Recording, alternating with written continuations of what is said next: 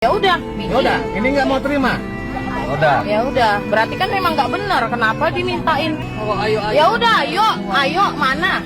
20.000 dimintain karcis. Berapa parkir? Viral gara-gara patok harga Rp20.000, juru parkir dan pengendara adu cekcok di Medan diberi Rp10.000 malah nolak. Beredar di media sosial sebuah video yang memperlihatkan adu cekcok juru parkir dan pengendara mobil.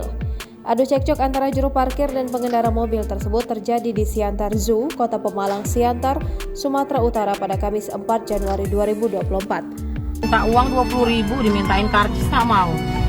Nggak ngasih, enak aja. Iya, 20.000, gila nih, berapa ratus mobil. Adu cekcok tersebut bermula ketika tukang parkir tersebut mematok biaya parkir sebesar Rp20.000 per mobil. Dalam video yang diunggah oleh pemilik akun TikTok @axel_patisserie, tampak pengendara mobil dicegat oleh salah seorang wanita yang mengenakan baju berwarna pink, topi, serta masker. Juru parkir tersebut meminta pengendara mobil untuk membayar biaya parkir mereka. Namun yang membuat pengendara mobil geram ialah wanita tersebut mematok biaya sebesar Rp20.000. Tampak pengendara mobil memberikan uang Rp10.000 tetapi ditolak oleh juru parkir itu. Menanggapi hal itu, pengendara mobil tersebut kemudian meminta karcis parkir, tetapi tukang parkir tersebut sama sekali tak memiliki karcis yang diminta. Wanita tersebut malah menyuruh pengendara mobil untuk menemui seorang pria paruh baya.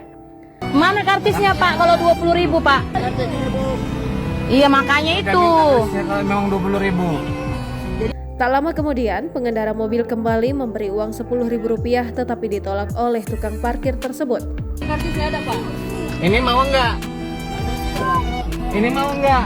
Nggak mau deh pergi ibu itu. Ya udah nggak mau, nggak usah. Iyalah pulang. Kesal dengan hal itu, pengendara mobil tersebut kemudian tancap gas meninggalkan tukang parkir tersebut tanpa memberikan uang sepeser pun. Sontak unggahan itu pun viral serta menuai beragam komentar dari warganet.